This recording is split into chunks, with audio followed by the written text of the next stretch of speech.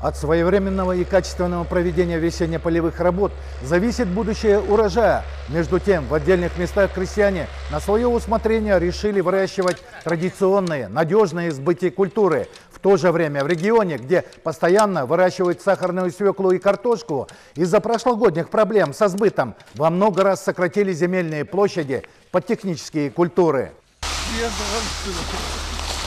Чингиз Акматов 13 лет арендует поливные земли в Новопокровском аильном округе.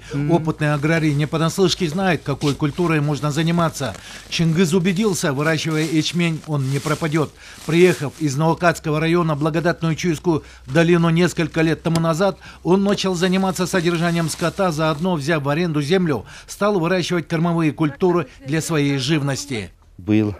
Во время весенне-полевых работ в этом году дизтопливо стоит 43 сома за литр, а в прошлом было 40. Это дороговато. Услуги сельхозтехники и цены на ГСМ сильно отразятся на себестоимости выращенной продукции. Я много лет занимаюсь выращиванием ячменя. Получив урожай, я использую его для откорма крупного рогатого скота и лошадей на убой. Это выгодно во всех отношениях. Зачем выращивать сахарную свеклу или картошку, не зная, куда реализовать урожай?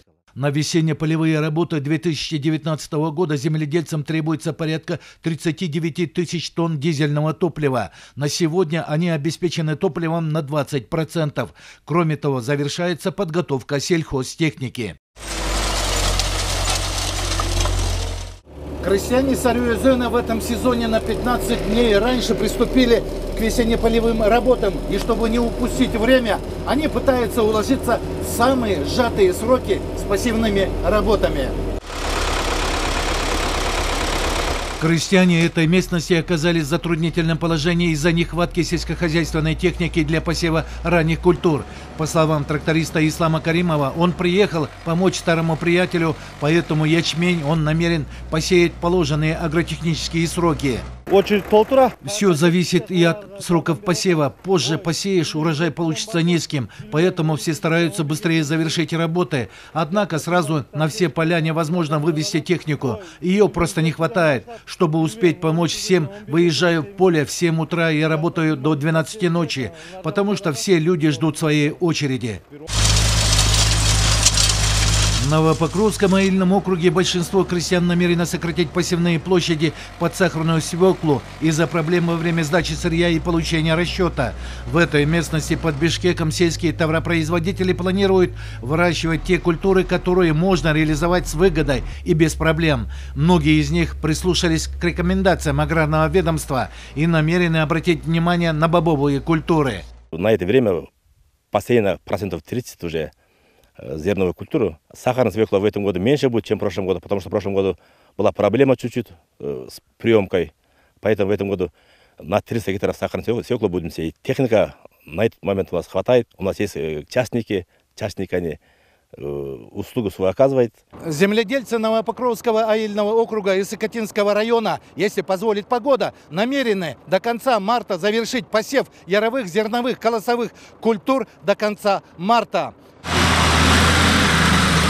Крестьяне северо-западного региона республики постепенно выводят сельхозтехнику на поля. Земледельцы намерены в этом году заняться выращиванием кормовых, зерновых и многолетних культур. В области не намерены изменять своим традициям и планируют на тех же площадях выращивать бобовую культуру. В области уже обработано 450 гектаров земель под ячмень и многолетние травы. Крестьяне планируют посадить фасоль на 56 тысячах гектаров. Сахарной свекле будет отведено 405 гектаров. И уже на правительственном уровне решен вопрос с приемными пунктами завода-переработчика. У нас есть своя техника, куплена под лизинг. Когда закончим весенне-полевые работы, будем помогать соседям. Мы постоянно берем малые и большие кредиты под разные проценты в Аилбанке. Оборотные средства очень помогают нашему развитию. Параллельно с началом весенних работ в северном регионе уже завершают очистку ирригационных объектов к предстоящему поливному сезону. В восточной части области мелиораторы очищают отдельные участки 2 крупных каналов, которые обеспечивают поливной водой 4 аильных округа. Мы планировали до 20 апреля завершить полную ремонт. Мы сейчас определением идем на 1 месяц. На 1 апреля у нас будет выполнение на 100%. Провели 2,5 километра механизированной очистки. 200 метров сейчас идет бетонные работы. Это дает коэффициент полезного использования воды увеличиться. В отдельных местах северной части Кыргызстана специалисты водного хозяйства уже завершают все очистные работы ирригационных каналов от Ила и Камыша. В эти мартовские дни они намерены в самое ближайшее время завершить все работы и подать влагу крестьянам к весеннему празднику Ноурус. В начале года составлен графики подготовки ирригационных сетей к вегетационному поливу. В Ошской, Жалалабатской, Баткенской областях мы планируем где-то до 10 апреля полностью завершение. Чуйской, Таланской долинах до 20 апреля. И Нарынской и Сыкульской зоны, верхней зоны Сыкульской области до 1 мая. Очистные работы ирригационных объектов продолжаются и в Джалалабатской области. Мелиораторы южного региона очистили от ила и другого заноса каналы протяженностью 25 километров. Подобные меры позволят в этом году в достаточном объеме получить влагу и своевременно полить поля. Мы планируем очистить водные объекты протяженностью 85 километров. Сейчас готов к пуску поливной водоканал протяженностью 25 километров. К маю намерены завершить подготовку объектов в Сузакском, Базар-Кургонском районах. Представители аграрного ведомства в курсе всех накопившихся проблем в одном из основных секторов экономики. Между тем, если во время проведения весенне-полевых работ не будут соблюдены все агротехнические нормы и сроки, то крестьянам не видать ожидаемого урожая. По республике у нас засыпано более 93% зерновых колосовых. То, что касается кондиционности, в этом году мы намечаем довести до выше 82%. Если у сельхоза будут покупать фермеры рядовые, на 6 сомов дешевле, если 18 сомов будет установлено, фермеры будут закупать по 12 сомов, а 30% или 6 сомов будет финансироваться Министерством сельского хозяйства. В этом году крестьянам предлагают заняться выращиванием чечевицы, гречки, сои. Кроме того, на мировом рынке наблюдается рост цен на хлопок. По этой причине в стране увеличены площади под техническую культуру до 1000 гектаров. В то же время сокращены посевные под картошку на 3200 гектаров.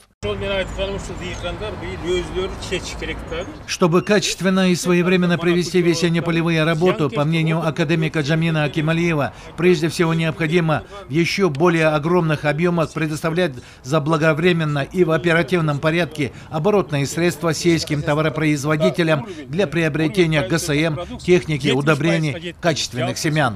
Каждый день опаздывание с посевом против оптимальных сроков снижает урожай на 5%. Обеспеченность такими качественными семенами составляет всего лишь 50%.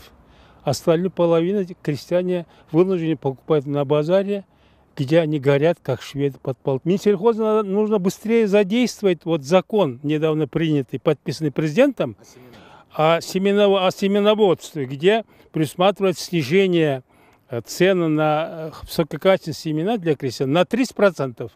Но этого не видать. Что касается Минсельхоза, я поражаюсь, что они рекомендуют в этом году уменьшить посевную площадь сахарной свеклы. Вместо нее посеять сою, гречиху, еще чечевицу и так далее, которые, во-первых, не пользуются спросом у нашего населения, во-вторых, нет на них никакого спроса. Это же не фасоль.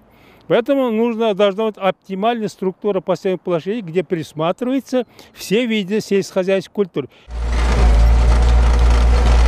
Времени для раздумий было предостаточно, а весна не ждет неповоротливых. Усен Кульбаев, Чингис Джумагулов, Общественный первый канал. Итоги недели.